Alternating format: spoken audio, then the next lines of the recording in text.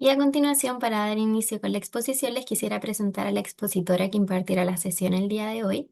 Ella es Marcela Villegas, es educadora diferencial con mención en trastornos de aprendizaje específico y trastornos de audición y lenguaje. Es candidata al grado de magíster en neurodesarrollo y neuroeducación de la Universidad de San Sebastián. Es diplomada en psicopedagogía de la discapacidad intelectual en espectro del autismo, en estudios avanzados en estudios avanzados en psicología, aprendizaje y educación, además de tener posgrado en necesidades educativas especiales por autismo y trastornos generalizados del desarrollo. Es certificada en el método TESS, también posee la especialización del modelo CERTS y TESS A22. Es especialista en autismo y educación inclusiva, fundadora de la agrupación Alianza Inclusiva. Durante el 2023 y 2024 también se desempeñó como asesora técnica en Mineduc para la implementación de la Ley 21.545. Sin más que decir, les dejo con Marcela para que puedan comenzar y espero que les vaya muy, muy bien. ¿Cómo están? Muy buenas tardes. Muchas gracias, Constanza, por estar conmigo y acompañarme el día de hoy. Estoy compartiendo pantalla y mientras compartimos pantalla, contarles que por cualquier cosa que pasara, si corta la luz, hay algún temblor y yo me cayera, me voy a volver a conectar, así que no se vaya nadie. Saludar a todas las personas autistas o cuidadores de personas autistas que hoy día están con nosotros. Agradecer enormemente por cada gesto y cada enseñanza que nos han brindado y anticipar mis disculpas si en algún minuto de la presentación puedo generar o herir alguna sensibilidad súper válida, súper legítima, pero a veces cuando nosotros hablamos del autismo en tercera persona, podemos herir ciertas sensibilidades que son tremendamente comprensibles. Entonces, me van a permitir compartir el ámbito que vamos a hacer el seminario hoy y que si en algún minuto cometo algún error, yo misma me voy a dar cuenta y lo voy a referir. Saludar a Alianza Inclusiva, a todas las compañeras y compañeros de Alianza Inclusiva, que es mi agrupación, mi fundación, que están conectados, y a todas las personas que un 18 de marzo están comprometidas, ocupadas y preocupadas de poder abrir este diálogo respecto a un desafío enorme que tenemos en torno al resguardo del bienestar físico y psíquico de los estudiantes autistas que hay en nuestras escuelas.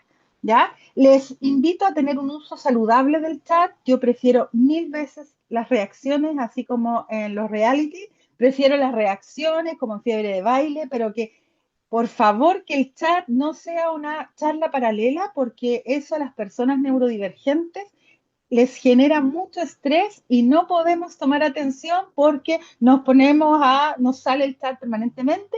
Entonces tengan paciencia hasta el final de la exposición. Muchas gracias por esos deditos arriba para poder tener una conversación lo más precisa que sea posible. Siempre saludar a Dipa, que me da la oportunidad de poder compartir con personas que están como yo, súper comprometidas con que nuestro país siga avanzando en materia de derechos. Y finalmente, la normativa que vengo a compartir con ustedes están desplegadas para poder resguardar derechos. Derecho a tener una trayectoria educativa saludable, satisfactoria, una trayectoria educativa que valga la pena recordar. Las personas autistas nos comparten todo el tiempo que muchas de sus experiencias en el ámbito de la educación básica, la educación media, incluso la educación superior, son experiencias muy traumáticas en donde se sintieron desplazados, abandonados, no comprendidos. A partir de eso es que surge una normativa. La normativa no surge porque a alguien se le ocurrió que surgiera una normativa, menos la ley de autismo, sino que en el fondo es explicitar una garantía de derechos y es justamente lo que vamos a abordar hoy día.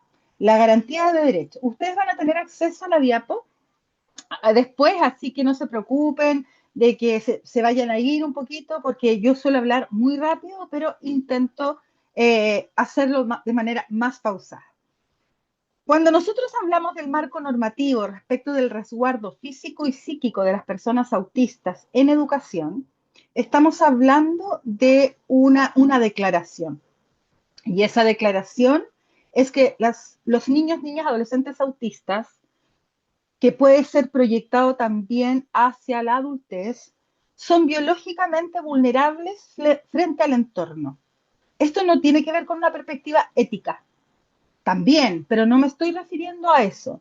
Me estoy refiriendo a que hoy día todos los avances que tenemos en psicología cognitiva, en neurociencias aplicadas a la educación, en neuroeducación, en psicología de la discapacidad, nos ha configurado, nos ha explicado reiteradamente que las personas neurodivergentes, en general, personas con discapacidad intelectual, trastorno de déficit atencional, trastorno del espectro autista, todos esos diagnósticos que suenan tan rimbombantes, tras esos diagnósticos hay una persona, y hay una persona que ha configurado su cerebro de manera diferente desde el primer trimestre de embarazo. Uno no empieza a ser más vulnerable emocionalmente a los 7 años, ni a los 12, ni a los 16, ni a los 24. Autísticamente, se es más vulnerable porque biológicamente hay una configuración del cerebro que te hace más reactivo o hiperresponsivo frente a un entorno que no por una mala intención, sino que por cultura, por una creencia, por una concepción de vida y de educación, no se ajusta a este cerebro divergente que podríamos establecer un 15% de la población, puede ser neurodivergente, y por lo tanto, cuando nosotros establecemos finalmente una normativa, se hace porque se hace visible. Se hace visible que aquel niño autista que tengo en mi sala de clases y que tiene una situación emocional desafiante, que tiene un desafío evolutivo en la gestión de las emociones, no tiene esa manifestación porque sí, sino que ocurre una tensión entre los factores personales y los factores del contexto.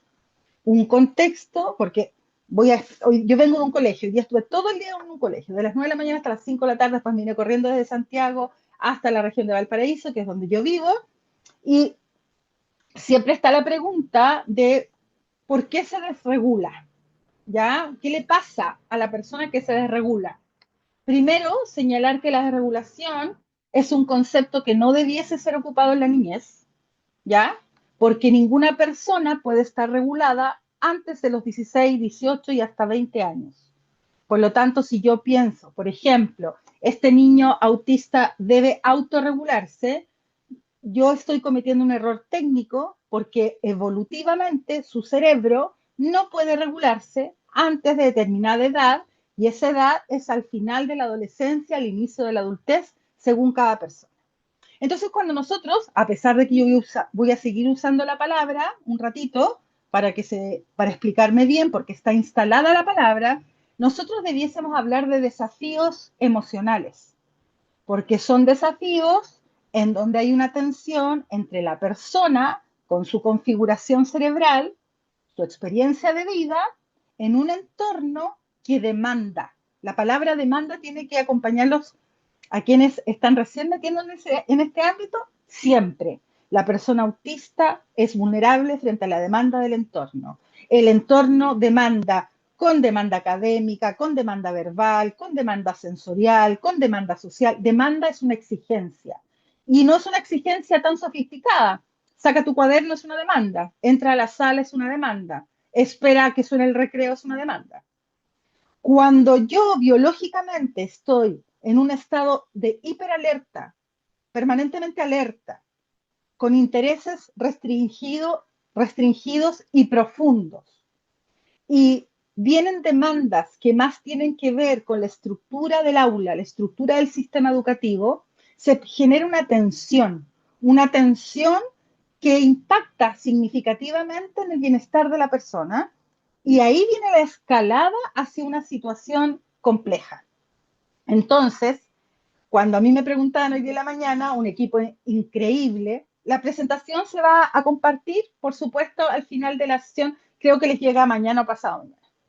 Entonces, cuando yo estoy y veo un niño no está sentadito jugando con unos autos o un adolescente mirando su teléfono y explota y tira el teléfono y grita y se autolesiona.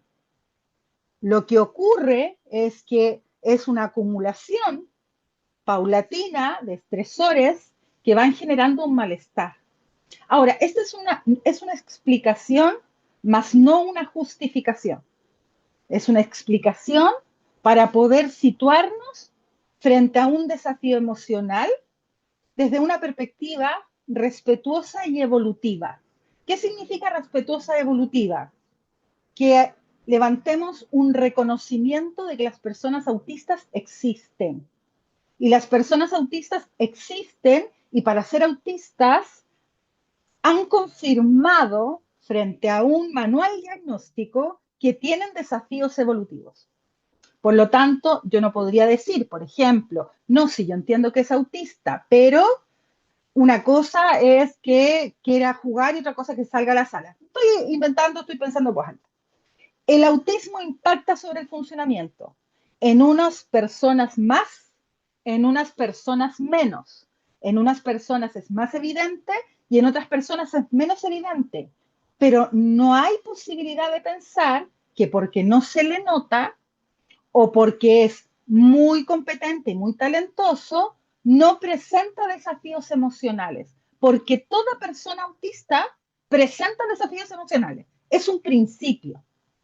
Incluso las investigaciones señalan que el 47% de las personas autistas, en particular en infancia y en adolescencia, presentan algún tipo de problema de conducta, concepto que a mí no me gusta, pero que se entiende bien. Vuelvo a decir el concepto que a mí me hace sentido. Desafío emocional. ¿Por qué? Porque el ser autista implica desafíos evolutivos en distintos ámbitos. Y uno de los ámbitos que genera más impacto es el ámbito de la gestión emocional. Entonces, cuando estamos frente a la comunidad educativa y tenemos chicos autistas, vamos a observar algunos de estos elementos. Desafíos evolutivos significativos en distintos ámbitos porque es una condición que impacta, no estoy hablando de bueno o malo, pero que tiene injerencias multidimensionales. Las más habituales son comunicación social, intereses repetitivos restringidos, modulación sensorial. Esos son los más habituales, pero también tenemos el desarrollo psicomotriz, tenemos la gestión emocional, tenemos el tránsito afectivo sexogenérico, tenemos la atención, tenemos la cognición social. Hay muchos ámbitos en donde una persona autista, y sobre todo en un periodo evolutivo 0 a 18 años, que tiene estos desafíos y que genera entonces que suelen tener trayectorias educativas discontinuas. ¿Y qué quiere decir trayectorias educativas discontinuas? Que por mucho tiempo tenían que cambiar de establecimiento, eran suspendidos, no se le abrían cupos, vivían una situación de tensión. Esa situación de tensión genera también una irregularidad en el progreso en el aprendizaje y una deserción y fracaso escolar. Es cosa de ver, a ver, quiénes están yendo, por ejemplo, con todo el amor y cariño que tengo por las escuelas libres, pero muchas escuelas libres están llenas de chicos autistas desafiados por el sistema y que llegó un minuto en que el agobio que sentían frente a la experiencia escolar fue tal que tuvieron que dar un paso al costado. O el niño, la niña, adolescente y o su familia, que estaba en una permanente tensión con el espacio educativo. Y por otro lado, cuando nosotros reconocemos esta vulnerabilidad emocional ante el entorno que yo les contaba anteriormente, estos desafíos evolutivos de la gestión de las emociones, estas manifestaciones intensas de malestar, estrategias comunicativas poco efectivas, habiendo habla, lenguaje o no habiendo habla y lenguaje. Esta presencia de situaciones emocionalmente desafiantes que están súper descritas en la literatura, fue necesario entonces comprender y explicitar que entre la persona y el contexto hay una tensión. Y esa tensión, habitualmente, ponemos la responsabilidad sobre los hombros de ese niño y de esa niña, teniendo 5 años, donde todo el mundo espera que se autorregule. No es posible lograr la autorregulación en la infancia, Lo que se logra en la infancia es la corregulación. Yo regulo a ese niño desde el contexto. Si yo puedo llenarlo de terapias, puedo llenarlo de retos, puedo llenarlo de sanciones, y lo único que voy a hacer es deteriorar la imagen que tiene de sí mismo, su salud mental, y voy a complejizar aún más la situación. Esto no quiere decir, como lo explicaba hoy día en la mañana, que estemos siendo condescendientes o que vayamos a invisibilizar esos desafíos. No, por el contrario. Significa que yo voy a dejar de esperar que el desarrollo evolutivo transcurra de manera espontánea y lo voy a acompañar en el ámbito emocional. Por eso los PAEC, planes de acompañamiento emocional y conductual, que están instalados en el sistema hasta cuarto medio.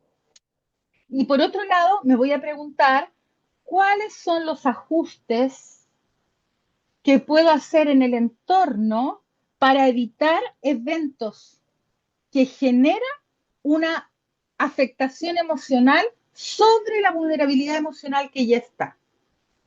Por lo tanto, una perspectiva evolutiva te dice, el desarrollo humano ocurre en contexto. Ya lo decía Bronfenbrenner, por allá por el 77, lo decía George Angel, en el 77 también con el modelo ecológico, biopsicosocial y Bronfenbrenner con el modelo ecológico sistémico. Es decir, nosotros, no solamente para hablar de autismo, sabemos que el entorno tiene un impacto, pero profundo, sobre el desarrollo humano desde la primera infancia. Este desarrollo humano autista, ¿qué sabemos de él? Un montón de cosas. Y dentro de las cosas que sí sabemos es que en el primer trimestre de embarazo hay una configuración, una organización, una maduración neuronal que da espacio a estos desafíos evolutivos. Me voy explicando a ver si alguien, aunque sea una persona, me da un react para que me diga, sí, te está explicando. Factores personales, factores contextuales. Ah, muchas más me entendieron. Ya, súper, gracias. Súper, gracias. Entonces, cuando nosotros visualizamos aquello, estamos reconociendo esto. Estamos reconociendo que el entorno, pensemos en el entorno en el contexto educativo, porque este seminario es para algunas palabras que no se entienden. Habitualmente las vuelvo a decir de una manera más accesible, pero gracias por la observación. Voy a ser más cuidadosa. Entonces, cuando nosotros nos planteamos que estamos pensando en el sistema educativo nacional, en el marco normativo vigente, estamos reconociendo que desde el contexto tenemos mucho que hacer por contribuir al desarrollo de esa persona autista. Y no podemos esperar a que el desarrollo evolutivo haga lo suyo, porque lo suyo es divergente. Y ese desarrollo va a evolucionar hacia la vida adulta de una manera divergente, es decir, de una manera diferente a lo que típicamente nosotros podemos observar. Por lo tanto, tú eres autista a los 3 años, eres autista a los 7 años y eres autista a los 14, 18, 25, 50, y lo que se va a mitigar es el desafío evolutivo, porque tú vas a seguir creciendo y evolucionando como ser humano, pero vas a seguir siendo autista y configuras tu vida, tu forma de actuar, tu forma de reaccionar, tu forma de comprender el mundo, de relacionarte con los pares, los marcos de interés y de referencia, van a ser divergentes porque se sitúan en una configuración cerebral distinta. Y esta distinción hace que esta lámina cobre mucho, mucho valor, porque tenemos que decidir si nuestro sistema educativo nacional, nosotros, docentes, que han hecho un tremendo trabajo, principalmente los programas de integración escolar, que se han sacado pero la mugre tratando de sacar adelante estos procesos a pesar de muchas resistencias culturales. Así que muchas gracias a todos los programas de integración que siguen adelante a pesar de la contingencia que nos hace pensar, bueno, vamos hacia más inclusión, nos van a dar más apoyo, nos van a restar apoyo, van a quitar de nuevo la subvención a pesar de que no, cuando no tenga diagnóstico. Bueno, hay mucha incertidumbre hoy día respecto de la educación inclusiva, pero lo que sí sabemos es que tenemos que situarnos o nos vamos a situar del lado de los protectores o nos vamos a situar desde el punto de vista de los riesgos? Y esta decisión no es ética, es paradigmática, es técnico-pedagógica, es pragmática pura. Yo puedo, hoy día lo decía en el colegio, yo puedo tener mis inquietudes, yo las tengo permanentemente, chicos, chicas. Tengo inquietudes respecto a los procesos educativos inclusivos. ¿Será este el mejor espacio? ¿Estaremos haciendo lo correcto? ¿Estaré presionando mucho? ¿Estaré siendo muy condescendiente? Permanentemente está el dilema. Y luego me acuerdo que soy educadora diferencial y se me pasa, y también me acuerdo que los dilemas son parte de los procesos educativos inclusivos, porque la inclusión es un asunto dilemático. Es un asunto dilemático porque te plantea la necesidad de decir, ¿estamos haciendo lo correcto o estamos incluyendo por una expectativa mía? Y ahí, independientemente de dónde yo me vaya a situar, es importante considerar, a ver, ese entorno que estamos construyendo, ¿es óptimo? ¿Estoy del lado de los protectores, brindando apoyo, generando oportunidades, fortaleciendo facilitadores, estimulando promotores del desarrollo humano? ¿O soy un riesgo al desarrollo autista? Genero barreras, genero estresores.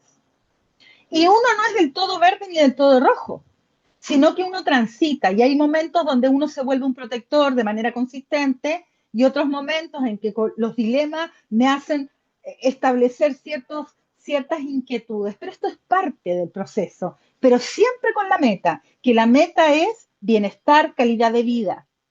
Calidad de vida es un concepto para los que no se manejan en el tema del mundo, este mundo que es tan rico. El concepto de calidad de vida implica concepto de bienestar. Concepto de bienestar, vida plena, vida autodeterminada, vida feliz. Y por lo tanto, el Estado lo que hace con la normativa, a propósito de la ley de autismo, que la ley de autismo la tenemos gracias a las familias, yo siempre lo digo, la ley de autismo no es del Mineduc ni del mensaje, no, es de las marchas que se hicieron durante 10 años por lograr una ley de autismo, más que una ley de autismo, una política pública que reconociera el derecho de los hijos e hijas autistas de este país a tener una educación inclusiva. Y justamente eso es lo que la ley de autismo hace. Lo que señala la ley de autismo para quienes no lo han leído es confirmar que la educación inclusiva es el modelo educativo que tiene Chile transitando en él desde 1994. Y es importante que los profesionales más jóvenes, más nobles, lo sepan. 1994. ¿Qué pasó en 1994? Chile se adhiere a la Declaración de Salamanca, en donde se refleja, se asume, se visualiza que hay niños con necesidades educativas especiales que requieren de acompañamiento para acceder a la educación. Desde ese minuto hasta el 2023, hace 3 años, que se promulga la ley de autismo, surgió la Convención Internacional de los Derechos de las Personas con Discapacidad, el decreto 170 que financia los apoyos dentro de la escuela regular y el decreto 83 que permite equiparar los currículum tanto de la escuela especial como la escuela regular, el decreto 67 que nos permite a nosotros vivenciar y desplegar una evaluación inclusiva, formativa. Y después viene la ley de autismo y viene la circular 586 con los PAEC, pero en el fondo lo que se está diciendo la ley de autismo es, señores, ustedes tienen una normativa ya existente y lo que tenemos que hacer es usarla a nuestro favor. ¿Y a nuestro favor para qué? A nuestro favor para que podamos asegurar el acceso, asegurar el bienestar y la participación, asegurar la permanencia y el aprendizaje. ¿Cómo? ¿Cómo hago eso? Tres elementos que están ultra evidenciados a nivel mundial. Cambio de la cultura. La transformación de la cultura es un elemento fundamental para avanzar en el resguardo de la integridad física y psíquica del bienestar de las personas autistas. Cultura, política y gestión a nivel del macrosistema, el grande, política pública, ministerio, hasta el microsistema, yo y mi hijo y yo. Por lo tanto, todos esos cambios, toda esta transformación que se implementa finalmente en una norma y que asume que también van a hacer diversificación de la práctica pedagógica, dio lugar a la ley de autismo, que pese a que fue promulgada hace 3 años, sigue habiendo mucho mito en torno a ella, lo que dice, lo que no dice, lo que quiso decir, la interpretación, lo que financia, lo que no financia.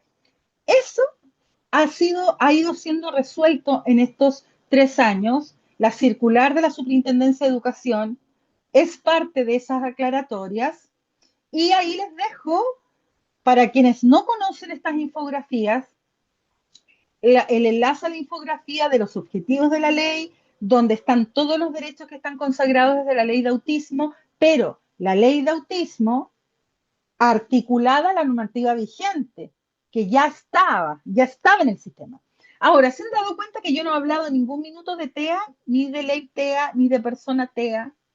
Ya, voy a hacer la distinción para aquellos con los quienes no me he visto en otras experiencias como esta. El TEA es un diagnóstico y no es una persona. El TEA es el diagnóstico biomédico que se adquiere, como se adhiere al diagnóstico, no se adquiere, se adhiere al diagnóstico, se cumple el diagnóstico cuando los criterios están visibles. Y no es más que eso. El TEA como concepto sirve para orientar al médico tratante, por ejemplo, de visualizar si no aparece una epilepsia posterior o alguna coexistencia como déficit atencional o algún trastorno del sueño o algún trastorno ansioso depresivo en la adolescencia, porque son las coexistencias más habituales.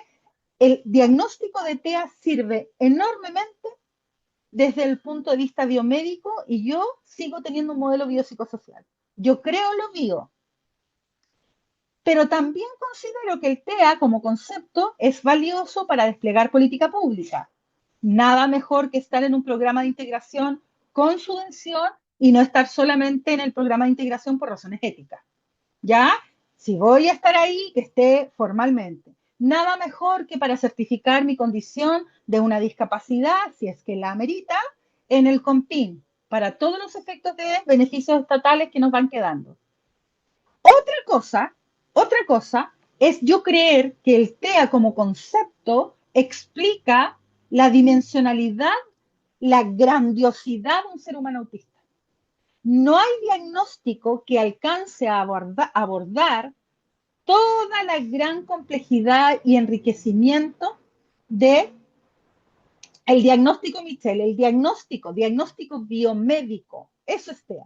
Es un diagnóstico biomédico que se configura a partir de criterios preestablecidos y consensuados por la Asociación de Psiquiatría Americana, APA, DSM-5, pura sigla FOME, o el CIE-11 de la Organización Mundial de la Salud.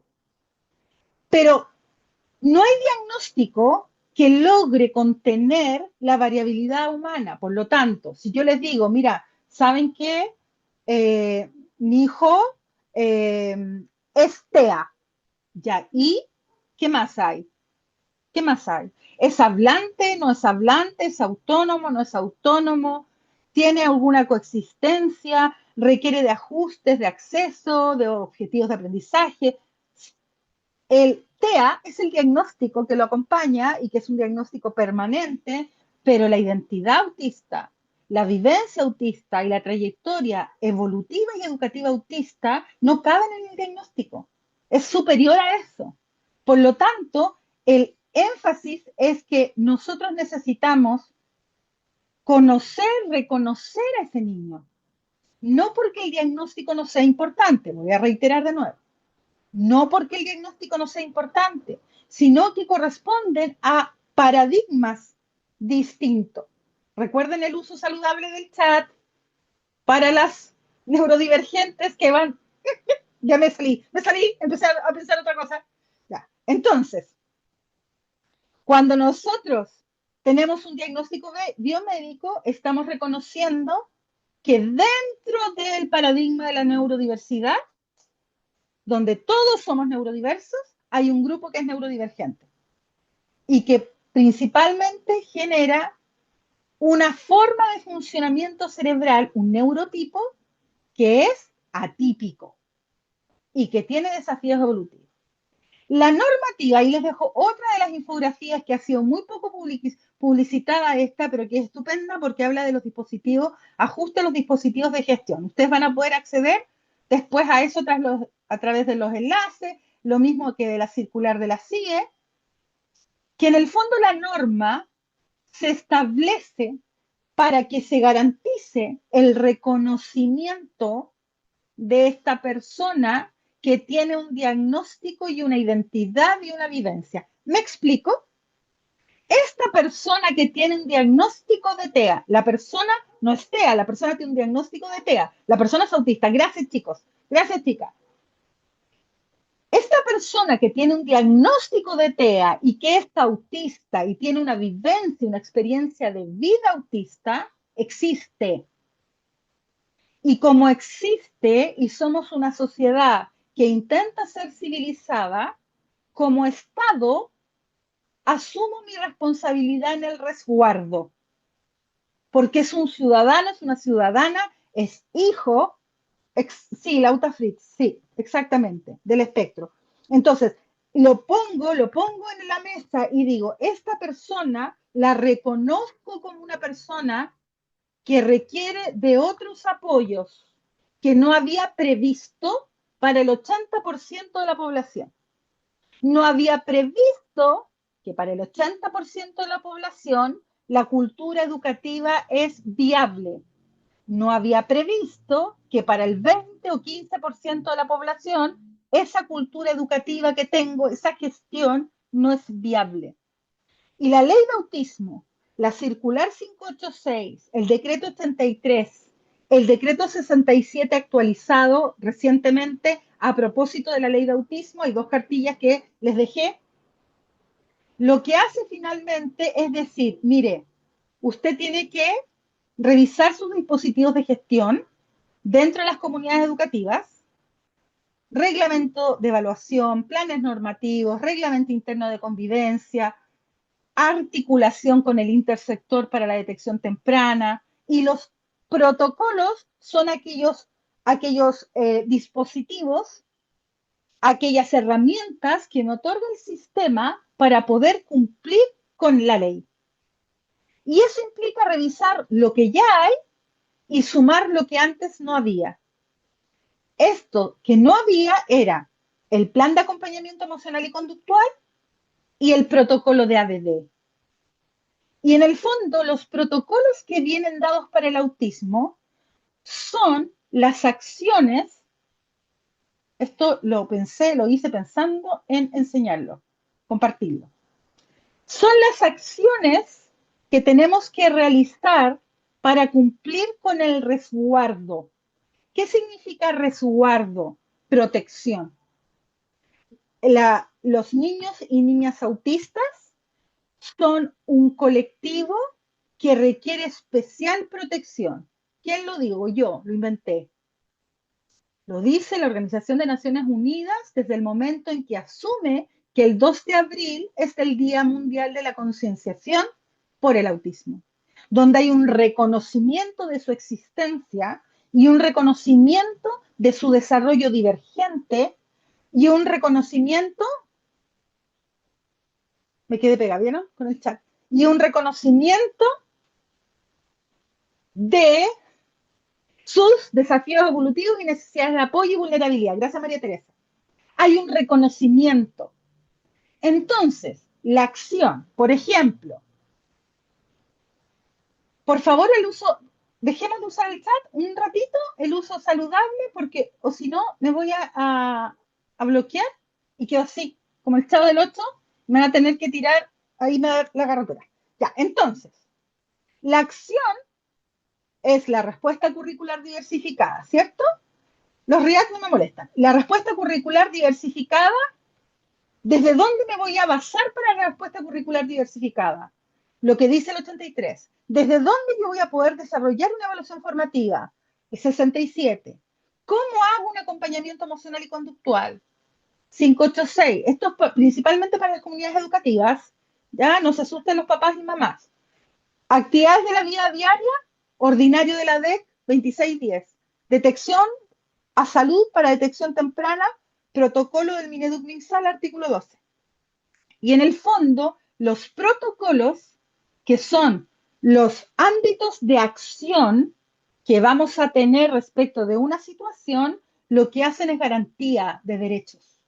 Cuando yo aplico un protocolo de desregulación emocional y conductual, cuando nada funcionó y el chico se desreguló, recuerden que la palabra desregulación no es apropiada en la infancia, no es apropiada, pero la que la vamos a ocupar porque ya todos la conocen y por lo tanto la usan habitualmente.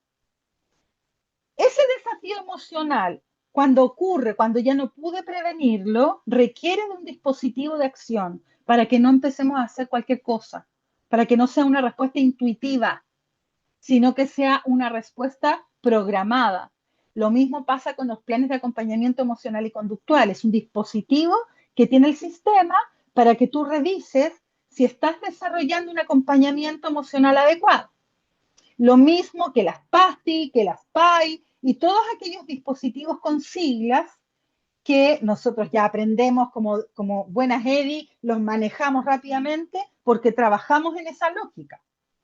Este cuadro, lo que hice fue poner el artículo, poner la implicancia educativa, el dispositivo y la acción. Voy a poner un ejemplo. El artículo 12 de la ley habla del principio de detección temprana y establece que vamos a colaborar con salud para levantar información por posibles condiciones neurodivergentes, del neurodesarrollo, autismo u otros.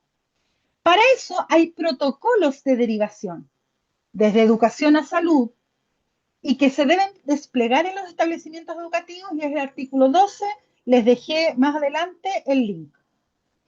El artículo 24, ¿qué me dice que tengo que hacer? ¿Qué dispositivo debo ocupar? Infografías. ¿Qué infografías? Unas que hagan en su comunidad educativa o las que les acabo de compartir, que pueden descargarlas. ¿Para qué?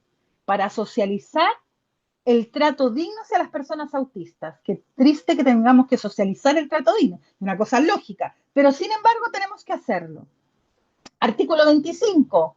Coordinar solicitud de concurrencia al padre, madre o tutor legal. ¿Dónde debe estar? Debe estar considerado dentro de la conversación para diseñar el plan de acompañamiento emocional y conductual, para que determinemos qué vamos a entender por emergencias ambas partes, y, y a sumarse al protocolo DEC de respuesta ante una desregulación emocional y conductual. Ahora, emergencia. Emergencia no es pelear con un compañero, emergencia no es decir un garabato, tampoco emergencia es no querer entrar a la sala, tampoco es llorar.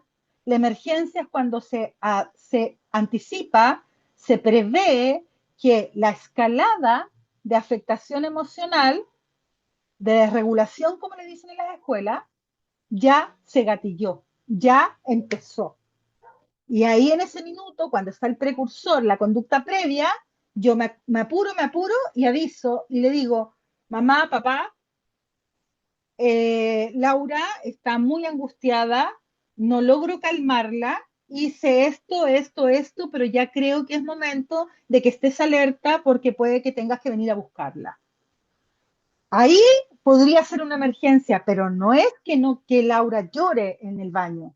Eso es un episodio desafiante, complejo, que me tienen que informar, que tengo que conversarlo con su profesora, pero no implica que yo inmediatamente corra. Pero hoy día hay un abuso del artículo 25, en donde yo puedo llamar al trabajador en su lugar de trabajo. El artículo 18 implica desplegar,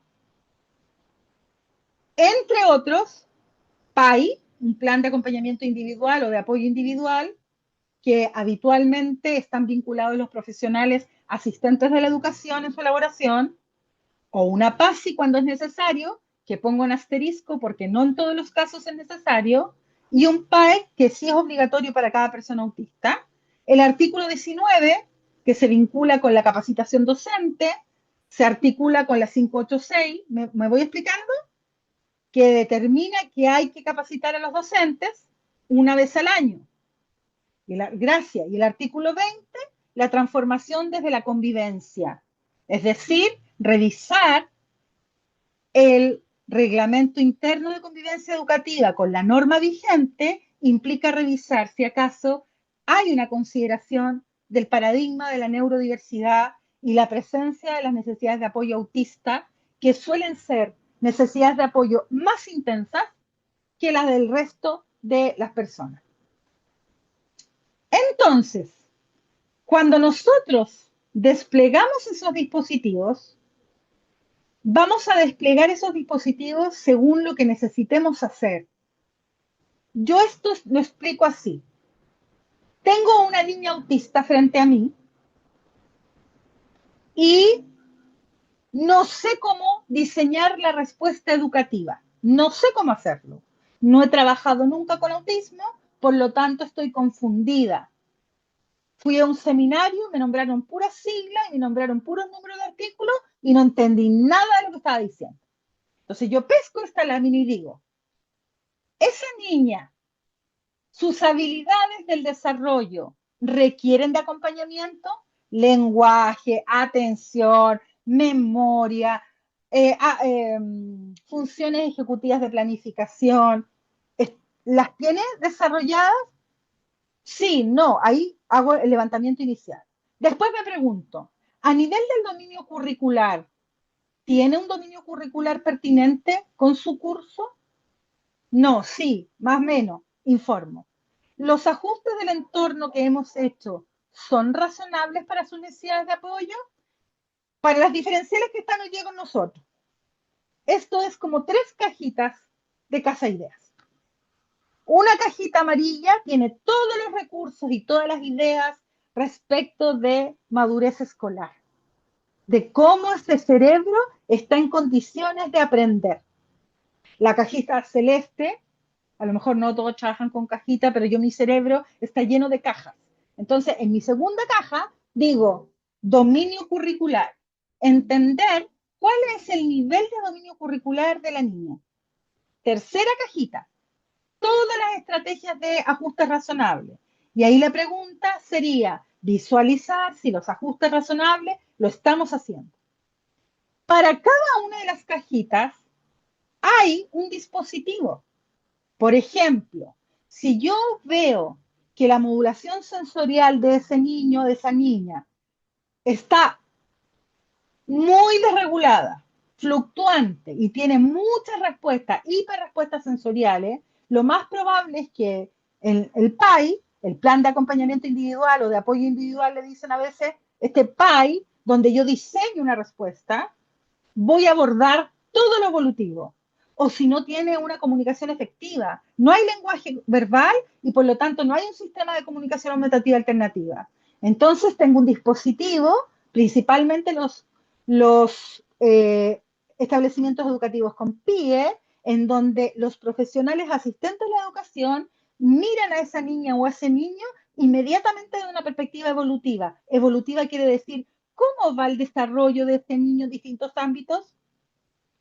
Ahora, cuando yo tengo que desplegar apoyos para el dominio curricular, ¿qué dispositivos tengo? Tengo una PASI, o tengo un diseño universal de aprendizaje, o tengo una diversificación del aula, tengo un 67 para evaluación formativa e inclusiva.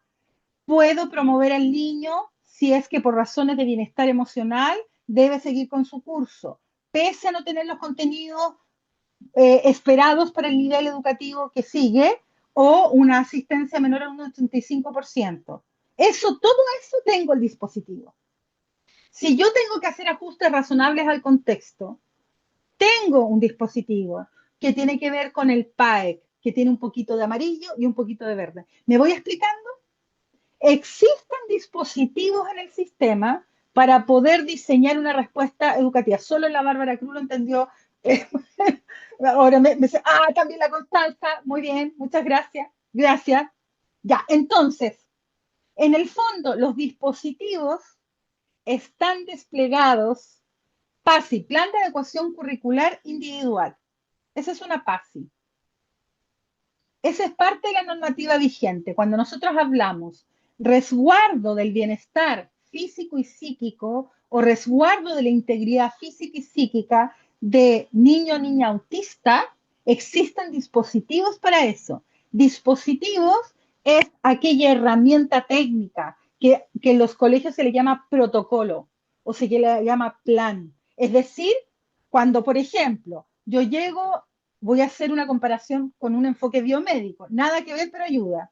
Mira, sabes que tienes fiebre, estás con dolor al hacer pipí, tienes 50 años como yo y estás con una sensación de ardor cada vez que vas al baño. ¿Qué es lo que, cuál es mi protocolo? Mi protocolo es ver si tiene infección urinaria la persona. Es un protocolo. Está establecido lo que tengo que hacer. Cuando yo tengo un chico autista, no es que no existan dispositivos. Los dispositivos está para hacerlo. ¿Dónde ocurre el desafío? Es que en la implementación del protocolo me quedo sin herramientas de abordaje, porque una cosa es escribir, que vamos a diversificar los textos para mayor accesibilidad, y otra cosa es pescar el texto y adecuarla para mejor accesibilidad. Los dispositivos están, a veces fallamos en el abordaje, pero ¿cuál es el problema que yo veo hoy día en el sistema? Que no hay dominio de los dispositivos. Por lo tanto, me quedo como, bueno, ¿y cómo se hace el PAEC? ¿Y cómo hago una PASI? ¿Y cómo aplico evaluación formativa? Entonces, me empiezo a preguntar, ahora, ¿cuáles son estas habilidades? Yo trabajo con iPad porque me gusta mover, espero no marearlos, porque de repente los participantes de los cursos me dicen, profe, no mueva más la lápiz y estoy mareada, ¿ya? Pero es que yo la toco mucho. Entonces, ¿cuáles son las habilidades evolutivas que habitualmente tienen mayor impacto en el ámbito educativo? Son estas tres. Ustedes podrían decirme son todas, pero son estas tres esencialmente y después viene lo demás. Comunicación, lenguaje y habla. Si tú no tienes con ese niño o esa niña, con ese adolescente, un medio efectivo de comunicación, todo lo que vas a levantar se cae porque no tiene un soporte comunicativo. Por lo tanto, si tienen ustedes niños o niñas no hablantes, hay que pensar en la generación de un dispositivo, perdón, la generación de un sistema aumentativo alternativo de comunicación. Por otro lado, la gestión emocional. Yo tengo un niño, una niña autista, un adolescente autista. Yo ya sé que es muy susceptible a tener un problema de conducta en algún minuto de su vida.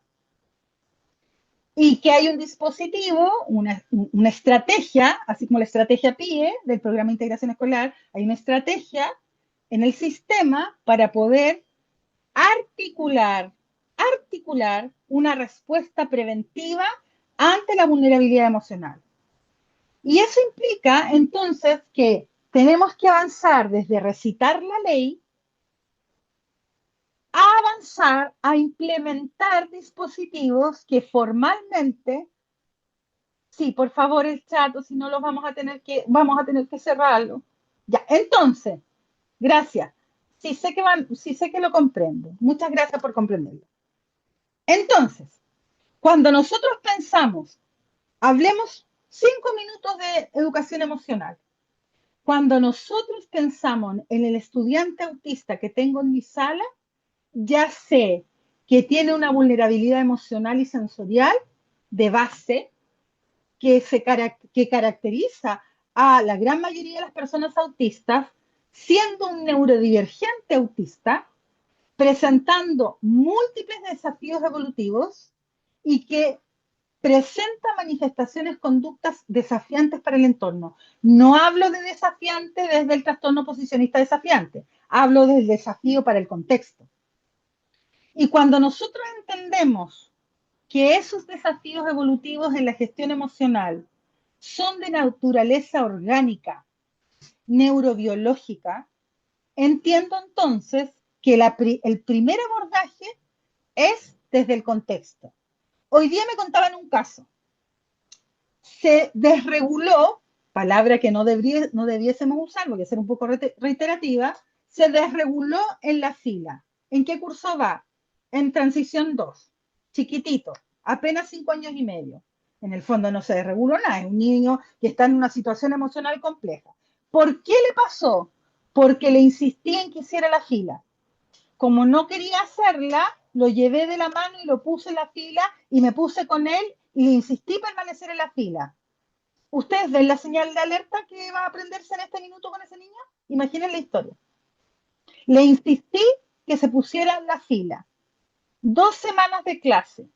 Me vinculo recién con la docente. Me adapto a la rutina escolar. Soy autista y me insisten en que me ponga en la fila y yo quiero salir. Antes de salir le digo, suéltame o te pego. No se le habla así a la Miss. Te pegué. Hubo, no es complacencia lo que yo voy a decir ahora, pero hubo muchas señales de que la demanda no era pertinente en este minuto de la etapa de ajuste y de adaptación escolar. ¿Qué pasa si no hace la fila? Cuéntame qué pasa. ¿Qué pasa si no hace la fila? ¿Pasa algo? Hoy día en su vida, 5 años y medio, 2 semanas en adaptación al espacio escolar, y ahí viene el paradigma. Para algunos va a decir que sí pasa, visualizando ese evento como una señal de algo. Si yo no lo dejo subir sin hacer la fila, estoy generando una inequidad respecto de los que sí hacen la fila. Esa era la discusión. Vamos a verlo desde otra perspectiva. Tienes un chico autista que se está adaptando al grupo. No podemos entrenar y adaptar la fila mientras me vinculo con el estudiante. Es necesario a la tercera semana de marzo, hacer la fila.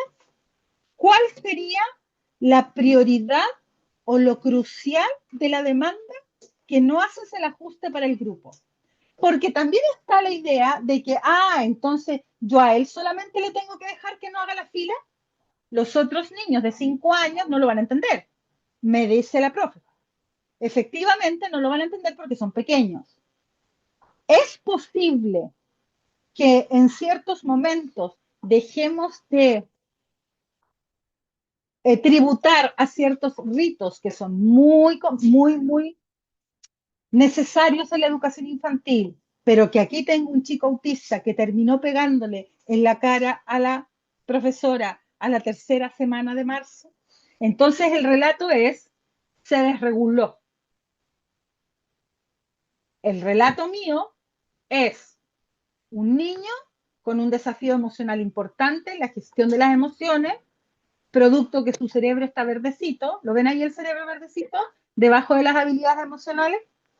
Ese cerebro verdecito, a los 5 años y medio, siendo una persona autista, tiene una mayor vulnerabilidad que un niño de 5 años neurotípico. Y por lo tanto, cuando nosotros hablamos de desregulaciones, la primera pregunta sería, nosotros, voy a contestar en un segundo, nosotros estamos haciendo esto porque nuestros niños y niñas y adolescentes en los espacios educativos, existiendo dispositivos para aquello, requieren educación de las emociones, habilidades saludables de comunicación social, ajustar el entorno y la demanda de hace la fila y un proceso de acompañamiento y corregulación. ¿Por qué lo necesitan? Porque esto lo podían necesitar todos y todas, no solamente el chico autista, no es excepcional de él o de ella. Sin embargo, lo que sí es real es que el malestar autista, las que son mamás, lo visualizan permanentemente al compararlo con otros hijos, el malestar autista suele estar un poquito por sobre el promedio, por no generar ninguna visión trágica, pero suelen tener un nivel de alerta, irritabilidad, incomodidad, la habilidad emocional de un lado a otro, más evidente y más desafiante que los niños y niñas con desarrollo típico, porque en su configuración, justo el ámbito que gestiona las emociones tiene un desarrollo divergente. Se ha descrito, no quiero ser muy técnica porque si no se me va las palabras un poco más complejas y yo hago menos accesible el seminario. Pero el lóbulo prefrontal que regula el comportamiento se ha descrito como una zona de hiperconectividad neuronal, en autismo particularmente. Es decir, es un cerebro donde la zona, los dispositivos que están preparados para regular el comportamiento y evitar que los impulsos salgan sin ningún tipo de filtro, está en un proceso de instalación constante por una cantidad de información y conectividad neuronal mayor a lo que se encuentra en el funcionamiento neurotípico. Por lo tanto, cuando yo digo que este desafío es un desafío de carácter orgánico, neuropsicológico, estamos diciendo que en el momento en que se configura el sistema nervioso central entre la tercera y cuarta semana de vida intrauterina y la semana 12, 13, 14, se produce ahí, por razones que hoy día se llaman epigenéticas, se produce una configuración diferente. Ese niño que está de 5 años y medio sin querer ponerse a la fila es la concreción, siendo autista, es la manifestación de la diversidad humana. Todos los otros formados, también a los 5 años. ¿Por qué? 30 niños se forman a los 5 años y medio y esperan a la Miss, como le dicen en ese colegio, y esperan que la Miss diga que hay que partir. Y uno plantea que no, que quiere subir, que no se va a formar, que no le toquen la mano y le pega a la profesora, a la Miss. Uno de 30. ¿Por qué? Porque justamente la forma en que gestiona las emociones de ese niño. Ahora, supimos por qué se reguló. Supimos. Él estaba jugando en el patio con un material didáctico y pasó la hora y es momento de guardar el material didáctico. ¿Me siguen? Yo me vinculé con el material didáctico. Estoy jugando en el suelo con mi material didáctico. Lo estoy pasando chancho con el material didáctico. Y me dicen, ya, hay que subir. Se acabó la actividad. El tránsito de una actividad a otra es un desafío en el ámbito de la flexibilidad mental autista. Yo me vinculo y me articulo y me engancho de un material, no hay transición, se acaba la actividad y viene la demanda. Cierre de actividad introspectiva, rápida y demanda social. Y por lo tanto no pudo con ese desafío. ¿Qué hizo? No tiene formas de comunicar. Le avisa, no quiero la fila, no me obligues, te voy a pegar. Sigo insistiendo. ¿Qué hace ese niño? ¡Fa! No es responsabilidad de la docente, sino que no pudimos o fallamos todos en proveerla de herramientas para que pueda levantar el diseño del aula teniendo entre 30 un chico autista. Esa lógica es la lógica que hay detrás del plan de acompañamiento emocional y conductual PAEC. Toda la lógica de la ley de autismo es evolutiva.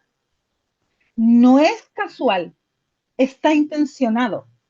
Las personas que pudimos trabajar en ese proceso están en un paradigma que es el paradigma que hoy día, a nivel mundo mundial del universo sideral, es el paradigma para trabajar en autismo, evolutivo contextual.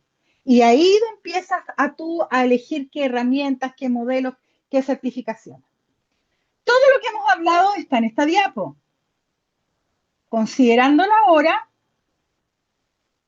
ustedes van a tener acceso a este material donde hay los elementos que hemos venido conversando. Les adjunté una forma de evaluar el PAEC. Esto es mío, no es que esté en la norma, por si acaso.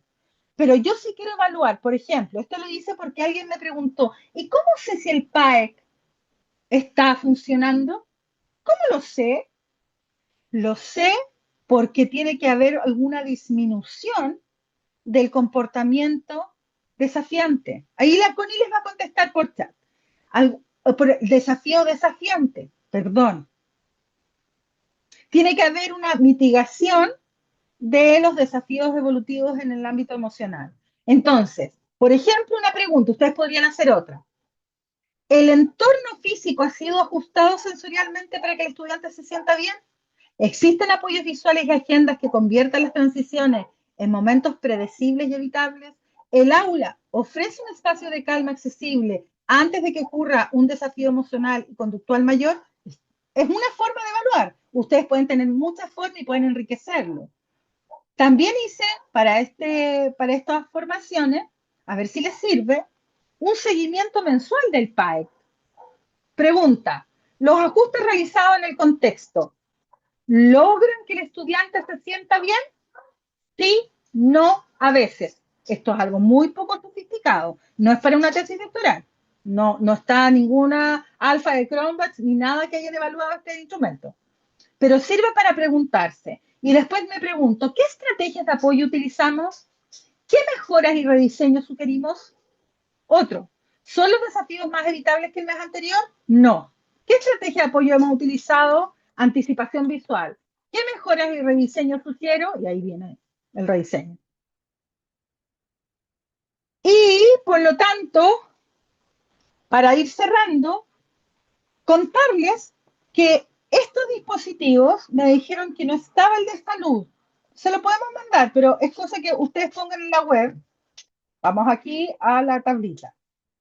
Pongan artículo 12, ley de autismo, MinSal. No sé, Alex, si lo tienes por ahí, el protocolo de derivación de salud a educación.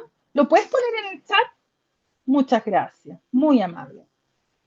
Te metí en el seminario, eres parte del seminario, ya. Entonces, existen dispositivos para gran parte de las problemáticas desde el punto de vista de la gestión. Lo que falta es profundizar cuáles son los fundamentos de esos dispositivos. Si yo no entiendo cuál es la razón de hacer un PAEC, voy a pensar que es un formulario. Voy a pensar que es un FUDEI donde yo subo información para una plataforma. Hoy día pregunté, ¿dónde están los PAEC de este niño? Y surgieron dos cosas que me llamaron la atención. Eran otros niños, no el niño de la fila. Los tiene la psicóloga.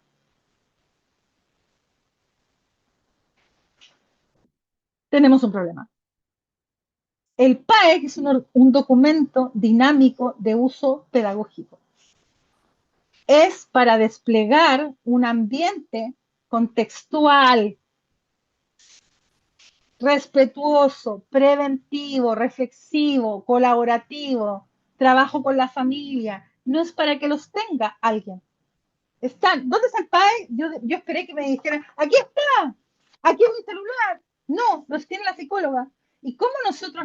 Es que es la psicóloga quien los hace. Primero, pobre psicóloga haciendo 50 PAE, no me encuentro increíble, esto no es posible. ¿Por qué es imposible que la psicóloga conozca 50 niños en profundidad? Por lo tanto, no puede hacer eso. El PAEC requiere de un conocimiento más que superficial. No basta con saber que Pepito es autista nivel 1 y que tiene un lenguaje pragmático con desafíos evolutivos. No, no, no basta. No basta. ¿Qué le gusta? ¿Qué no le gusta? ¿Ya? ¿Qué le gusta, qué no le gusta, qué le da miedo, qué le da anhelo, qué lo calma, cómo lo calma la mamá, qué dice la mamá, cuáles son las expectativas. El PAEC tiene que ser desarrollado desde el entorno, enfoque ecológico. El contexto tiene más que decir, más en educación. No es, el PIE no es un centro de terapias, el PIE es PIE, que es un programa de procesos educativos inclusivos para no ocupar la palabra integración que ya está como un poco ya pasada. ¿ya? Pero es un dispositivo el PIE, es una forma, una herramienta con la que cuenta el sistema para acompañar procesos educativos inclusivos. No es para que haga 50 PAE. La psicóloga que hace 50 PAE no puede profundizar en la vinculación con ese niño o esa niña. Y como no lo reflexiona el equipo, llega un asistente nuevo que no ha visto jamás a ese estudiante, no tiene acceso a leer, no le repitas, retira la demanda, anticipa, revisa la información que le estás brindando, no prometas cosas que no vas a cumplir, un montón de elementos que van a bajar el nivel de estrés de un chico autista que biológicamente es más vulnerable al estrés. Les compartió ahí la psicóloga Alejandra González, psicóloga de Alianza Inclusiva, compañera en ADIPA, docente también de ADIPA y de Alianza Inclusiva. Y bueno, contarles, ustedes saben que aquí viene la parte en donde uno cuenta por qué está haciendo esto desde ADIPA. ADIPA ha levantado un curso conmigo que establece protocolos que hacemos una profundización respecto a estos dispositivos, de estos protocolos, estos planes de acompañamiento emocional y conductual en los contextos educativos. Y lo que hace DIPA es que antes de los cursos promovemos una actividad que sea gratuita, que sea liberada, que sea abierta, para que cada persona dentro de sus intereses, quizás a muchos ya manejaban la información y por lo tanto esto le viene de perilla para formalizar, cerrar, y para otros pueden estar interesados en después incorporarse a los cursos que hemos desarrollado. Muchísimas gracias. Quiero ocupar bien el tiempo. La idea está a las 21:15, así que yo espero que haya sido satisfactoria su experiencia en este seminario. Tenemos espacio para 3 preguntas. Esas 3 preguntas las va a coordinar la Connie. Se levanta la manito y nosotros abrimos el micrófono. No puedo extenderme muchísimo porque no es el espacio, pero espero que en algún minuto podamos conversar y conocernos, y muchas gracias por su atención. Gracias, Carlita, gracias, gracias. Bueno, Marce, vamos con las preguntas. Ya están las tres personitas con la mano levantada, así que vamos a ir en Perfecto, orden. perfecto. Vamos con Álvaro primero. Profesora, muy buena la charla, ¿cierto? La cátedra estuvo interesante, ¿cierto? Siempre el contexto de la neurodivergencia es importante y sobre todo abordar desde la etiología de la neuropsicología o aspectos también clínicos. Uh Creo -huh, que la psicología sí puede conocer muy bien al estudiante. Si se hace si se hace una adecuada observación clínica de los aspectos precursores o precipitantes, que era lo que decía, pero no divergiendo con usted. Obviamente, también hay que comprender que se ingresa a clases una semana antes y el profesor, personal docente y los auxiliares de educación deben de conocer a sus estudiantes previo al ingreso, a modo de defender a la psicóloga, por supuesto. Pero la pregunta es, en esta dualidad de funciones que tiene un docente, ¿cómo lo hace para para este multitasking en las atenciones? Porque claro, podemos castigar un poco la conducta del docente de no tener la herramienta, pero también hay que ser condescendiente, porque estos niños tienen mucha labilidad emocional. Entonces yo creo que a lo mejor podría ir por ahí. ¿Y qué consejos da? Eso, profesora. ya, Gracias. muchas gracias. Álvaro, lo primero es que la escuela no es un espacio clínico, ya es un espacio educativo, y por lo tanto estoy de acuerdo contigo de que no hay una mala intención de parte de la psicóloga, por supuesto que en ningún caso. Al contrario, creo que ella intentar hacer 50 PAE es un desafío que está por sobre las posibilidades de una profesional en el ámbito educativo. A mí me parece excesivo, porque tampoco cumple, porque si usted me planteara, por ejemplo, si la psicóloga me diga, mira, tengo un plan de intervención clínica, yo lo concedo, y que ella siente que en clínica puede atender 50 estudiantes, perdón, 50 pacientes, usuarios, yo lo concedo. Lo que pasa es que el espíritu del plan de acompañamiento emocional y conductual no es psicológico, no es clínico, es contextual. Por lo tanto, requiere de que nos sentemos a dialogar porque la psicóloga sale del aula. La psicóloga no permanece en el aula y finalmente es la educadora de párvulo, la asistente técnico y además estuvo en ese minuto, esa psicóloga no está permanentemente en el aula y se le atribuye la responsabilidad, creo que es excesivo, el atribuirle la responsabilidad de un plan de acompañamiento en aula a un profesional que tiene que atender muchas situaciones desafiantes. Entonces, creo que al revés, yo valoro muchísimo su aporte porque primero hay una solidaridad, esto es un ejemplo, podría haberme explicado mucho más, pero no es una responsabilidad de un profesional. En el ámbito de los PIE somos los equipos de aula quienes tenemos que levantarlo. Ahora, el psicólogo puede ayudar, pero enormemente, pero se le están dando, por ejemplo, también seguramente ustedes se han fijado, que dice, oye, llama al psicólogo que se reguló.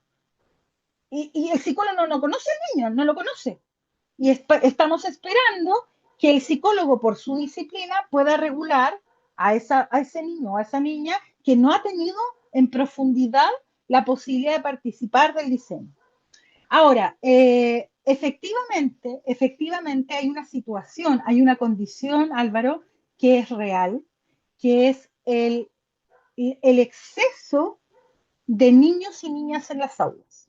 Este colegio en particular tiene 20 niños, una educadora y dos asistentes, por lo tanto es un sector privilegiado de nuestro país, ¿ya? Y bien por esos niños, bien por esos niños.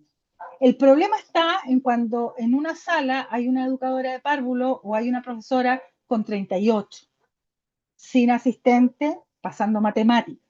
¿Ya? Entonces, en eso creo que las condiciones del sistema, como sistema educativo, han mermado las posibilidades de educación inclusiva que tenemos. Pero eso no es una responsabilidad ni del docente, ni del asistente de la educación, ni menos de las familias. Es una responsabilidad del sistema. Ahora, el 80% de los niños y niñas de Chile se educa en establecimientos subvencionados por el Estado. Por lo tanto, y esto es algo muy personal, no apela a ningún, ni a DIPA, ni Alianza Inclusiva, es algo mío, a mayor vulnerabilidad en el desarrollo, más Estado, no menos Estado.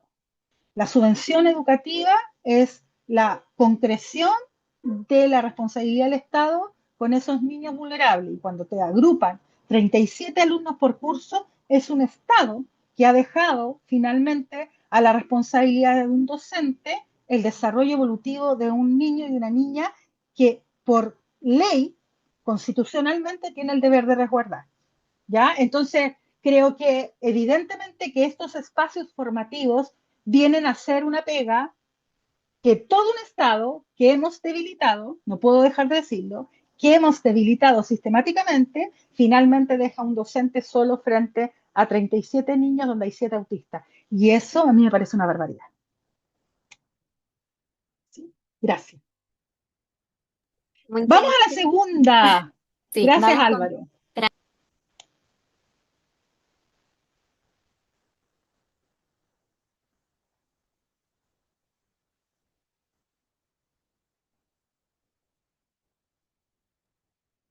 Francisca, te va a aparecer en la pantalla para poder prender el micrófono.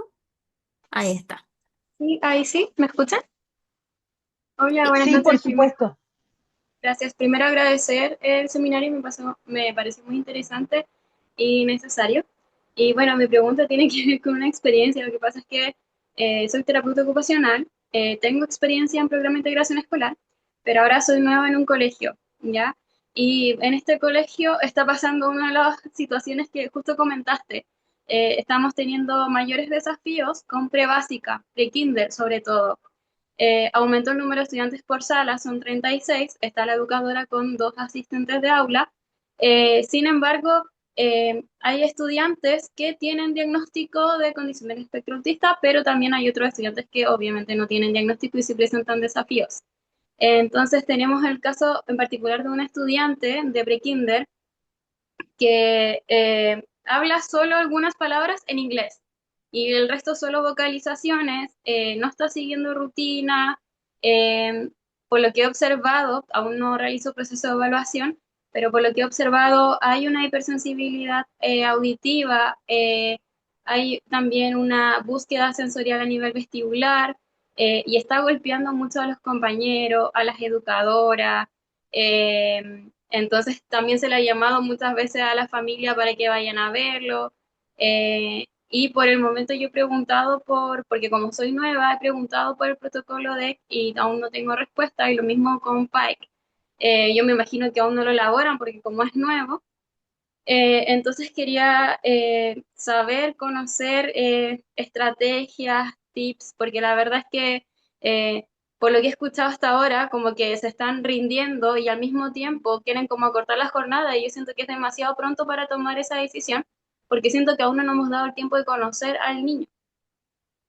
Yo creo que lo que has señalado es precisamente lo que hay que hacer, hay que conocer al niño y retirar la demanda.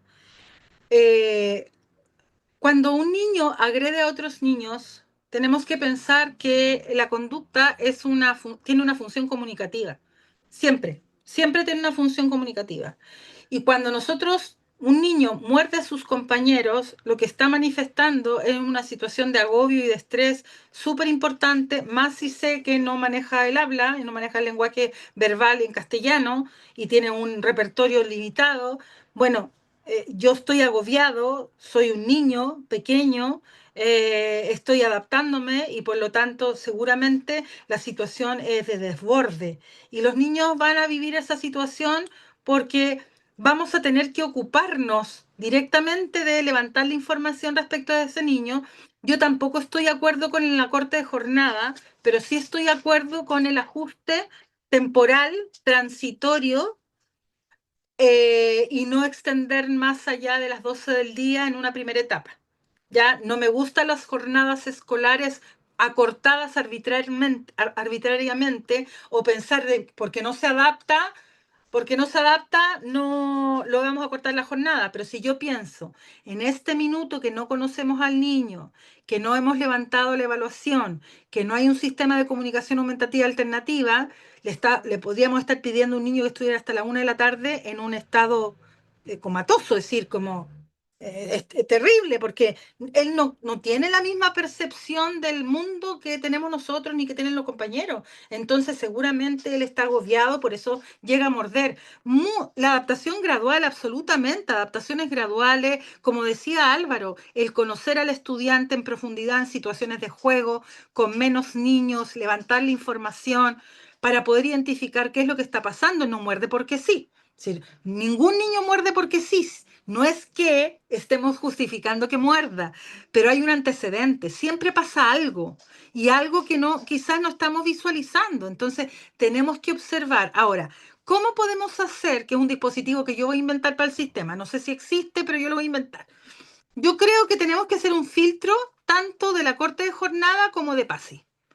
Deberíamos tener un checklist en donde nosotros tengamos que argumentar por qué estamos temporalizando la jornada hasta las 12, por ejemplo, y por qué decidimos hacer PASI y no diversificación de aula. Yo lo pediría, porque si no es muy lineal, como, la corte de jornada, ¿cuándo? ¿Por qué? ¿Para qué? ¿Hasta qué momento? ¿Qué vas a hacer para revertirlo? Todo lo que implica el preguntarte por qué estás haciendo lo que estás haciendo. Entonces yo creo que es urgente que usted haga, querida, la evaluación y el levantamiento de necesidades de apoyo rápido, ya, y que mientras eso transcurre, retiremos la demanda. ¿Qué significa retirar la demanda?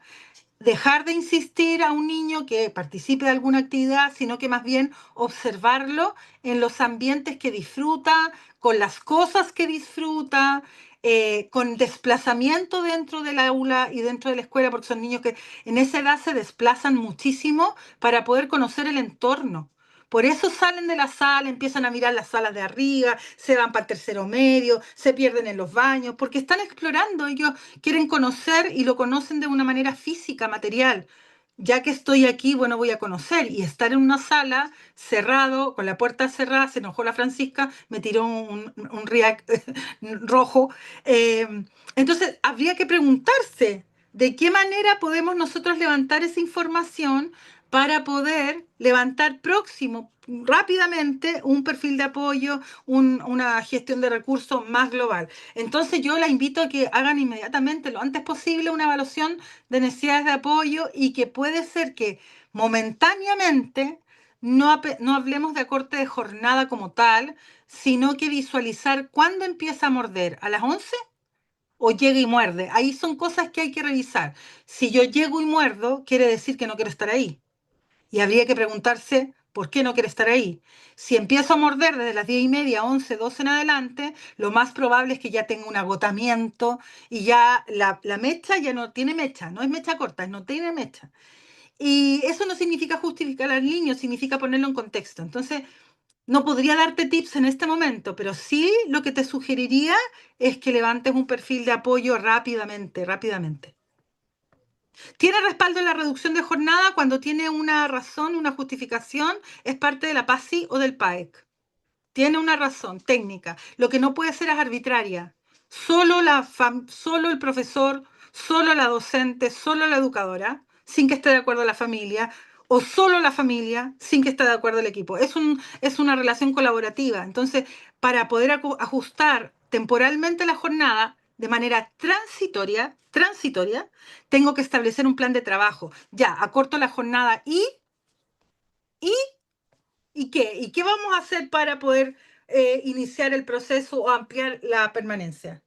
Va a venir solito, va a venir con la mamá, voy a dar vuelta, voy a hacer un aprendizaje invertido. ¿Qué voy a hacer para poder favorecer que él pueda permanecer la jornada completa? Entonces, sí puede estar en la PAEC y sí puede estar en la PASI. Cuando existe un tutor sombra, el tutor sombra legalmente no es una figura que existe en el sistema educativo nacional. Ya sé que suena fuerte decirlo así, pero no existe el tutor sombra.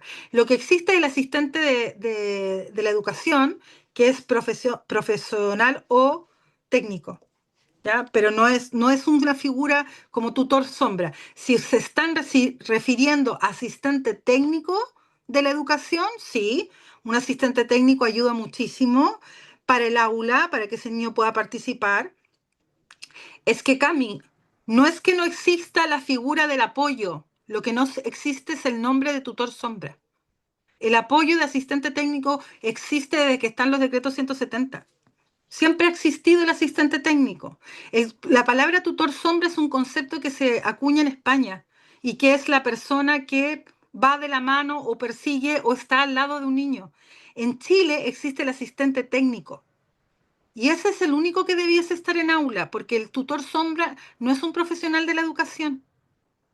Puede ser cualquier persona que hace un curso y de curso de tutor sombra, pero legalmente no puede estar dentro de la planta docente, porque para estar dentro de la planta docente tienes que tener una carrera docente, si eres profesional, un título docente, formación, no estar en el registro de que no puedes trabajar con menores.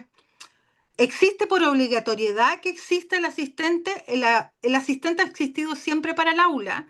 Y mira, esto está normado en la circular 2610.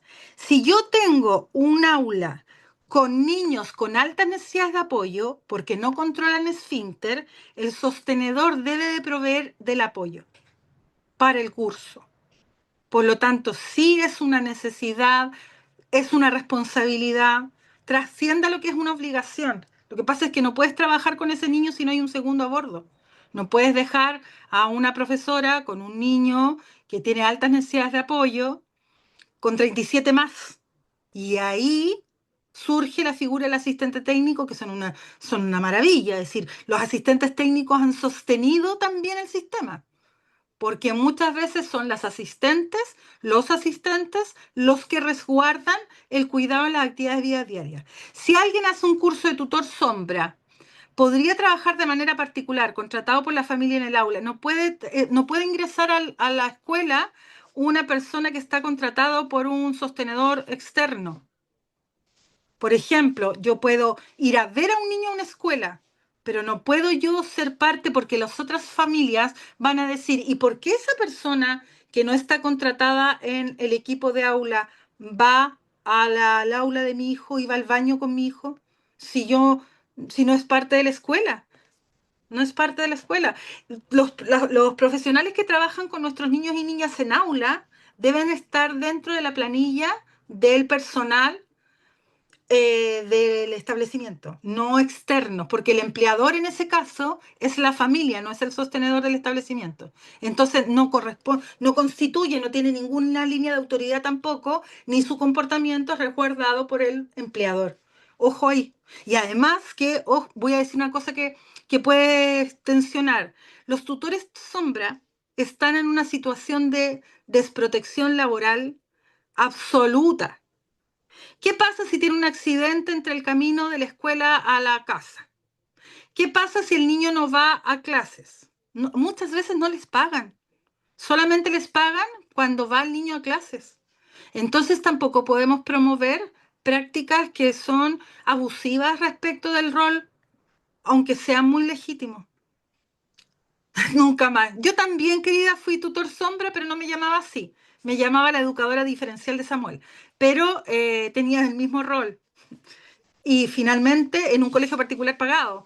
Y lo acepté un poquito después de la pandemia y me ayudó a entender cuál era la tarea y es una tarea que no corresponde, porque finalmente le quita la responsabilidad a la institución, al establecimiento del resguardo de nuestros niños y nuestras niñas. Ya, vamos a la tercera. Oye, a mí me encantan estos temas, me estoy pasando la hora, así que no contesto más largo. Una cortita, una cortita. La que no sea cortita no la puedo contestar ahora, porque si no va a estar hasta las 11 de la noche. No hay más manitas levantadas, Ah, Mar. bien. Bueno, entonces deja de Sí, despedirme. Deja de por despedirme. supuesto, tienes todo el tiempo que quieras. Ya, les agradezco enormemente todos los aportes, toda la buena onda, desearles que el año que tengan, el año escolar que tengan, sea súper gratificante, que los desafíos sean valorados, que los compromisos sean valorados, que las familias comprendan su labor, que los sostenedores les brinden las condiciones adecuadas y bueno, la formación es lo que nos permite seguir adelante y nos permite saber qué hacer con nuestros hijos y nuestras hijas. Y gracias a todos los que tienen ese compromiso y siempre están en una constante mejora. A Connie, por supuesto, siempre mi gratitud por su delicadeza para acompañarme y a Alejandra, que está ahí una vez más escuchándome otra vez desde Alianza Inclusiva. Muchas gracias. Así que un besito, nos vamos y nos Muchas veremos. gracias, Marce, que estés bien. Adiós. Chao, chao.